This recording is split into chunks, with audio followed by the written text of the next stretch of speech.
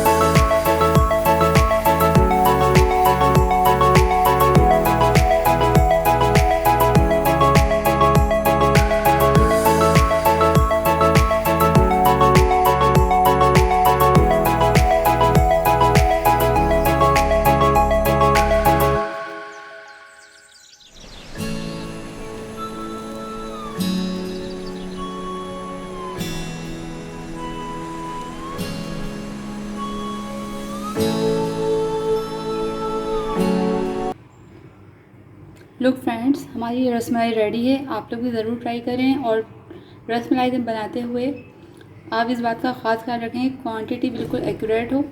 तो आप देखें, बिल्कुल परफेक्ट रसमलाई आपकी ऐसे ही बनेगी। नेक्स्ट वीडियो तक के लिए इजाज़त दीजिए। टेक केयर, अल्लाह हाफिज़।